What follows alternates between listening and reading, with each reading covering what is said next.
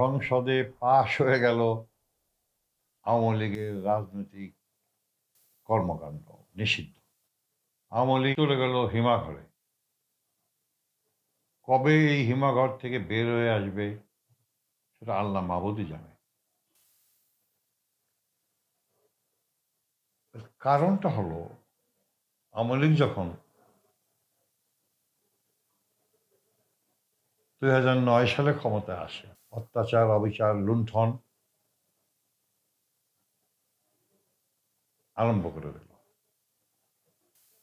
আওয়ামী লীগের নেতারা, মন্ত্রীরা বর্তমানে কেউ ভারতে আছে, কেউ লন্ডনে আছে, কেউ আমেরিকাতে আছে, কেউ অস্ট্রেলিয়াতে আছে, কেউ দুবাইতে আছে। কোটি কোটি টাকা লোপাট করে তারা এখন বহাল তবিয়তে ঘোরাফেরা করছে। কিন্তু তৃণমূল যে আওয়ামী লীগের নেতাকর্মীরা, তাদের অবস্থা কি এখন? এই নেতাকর্মীরা যে টাকা পয়সা লুট তরাজ করে নিয়ে গেছে, আর এর জন্যে পতিত সরকার শেখ হাসিনাই দায়ী। কারণ তাদের সব কিছু জানার পরেও উনি কোনো পদক্ষেপ নেয় নাই। কেন নেয় নাই সেটা জানি না, বলতেও পারবো না, আমার জানার অবকাশও কোনো দিন হয় নাই। আল্লাহ তাআলা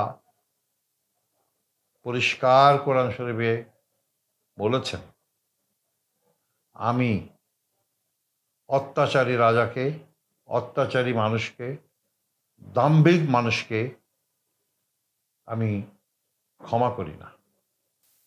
উনি ক্ষমতায় এসে প্রথম কি করলেন? নিরপেক্ষ যে তত্ত্বাবধায়ক সরকার বাতিল করলেন। খালেদা জিয়ার মইনুল হোসেন রোডের বাড়ি থেকে উৎখাত করলেন। কি প্রয়োজন ছিল? আরো কি করলেন? বেগম খালেদা জিয়া বা একটা বয়োজ্যেষ্ঠ মানুষ, তিনবার দেশের প্রধানমন্ত্রী, তাকে জেলে পাঠালেন। তাকে চিকিৎসার জন্য বিদেশে পাঠালেন না। কেন? কি কারণ ছিল? একটা দেশের প্রধানমন্ত্রী তিনবার, রাষ্ট্রপতির সহধর্মিণী,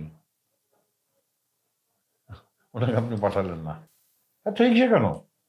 আর সে হিংসা আর এই দম্ভর, এর পতন আজকে আপনাকে ভারতে বসে দেখতে হচ্ছে।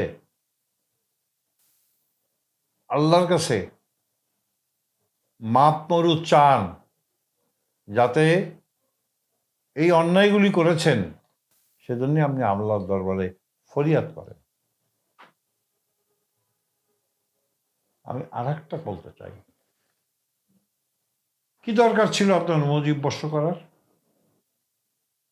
বছরভরের মুজিব বর্ষ সরকারের কোষাগার থেকে কোটি কোটি টাকা আপনি লুটপাট করেছেন এই মুজিব বর্ষের মাধ্যমে।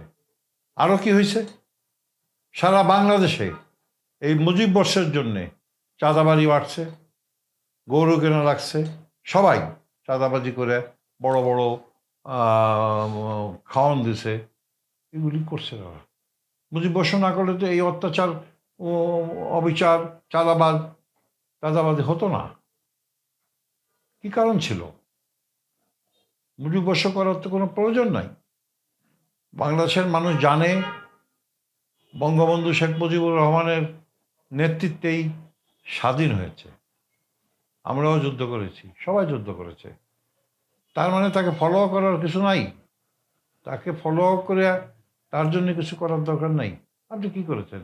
যেখানে জায়গা পেয়েছেন সেখানে আপনার নাম, সেখানে আপনার মার নাম, সেখানে আপনার ভাই রাসেলের নাম, সেখানে এখানের নাম, এই হসপিটাল, ও কলেজ, ক্যান্টনমেন্ট, এগুলি কেন করছেন? এটা তো এটা তো মানে নিজস্ব প্রপার্টি না, এটা তো বাপদাদার প্রপার্টি না। আওয়ামী লীগের এই পরিণতির জন্যে আওয়ামী লীগই দায়ী, শেখ হাসিনাই দায়ী। এই শেখ হাসিনার মন্ত্রীরা Bharat, London, America, Canada, Australia, এখানে খুব মজে আছে। কিন্তু আওয়ামী লীগের যে কোটি কোটি মানুষ, তৃণমূলের যে নেতাকর্মীরা, তাদের ভাগ্যে কি হবে? এটা আমার চিন্তার করার নয়। আমি ভাবছি যে আপনাদের এই লুণ্ঠনের কারণে আজকে এই যারা আওয়ামী লীগের সমর্থক, যারা শুধু ভোট দিতেই জানে, তাদের কি হবে। আর একটা কথা আমাকে বলতে চাই,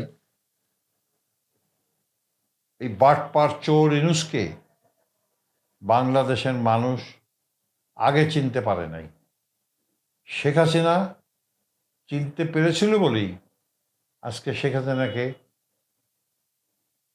আমার তরফ থেকে ধন্যবাদ জ্ঞাপন করছি। পাশাপাশি যেটা বলতে চাই, আজকে তারেক রহমান সাহেবকে এদেশের জনগণের ভোটে আল্লাহর হুকুমে আপনি এই দেশের প্রধানমন্ত্রী হয়েছেন। আপনি মাত্র 3 দিনের টিকা নিয়ে আসছেন। এই 3 দিনের টিকা, এই যে অক্লান্ত পরিশ্রম,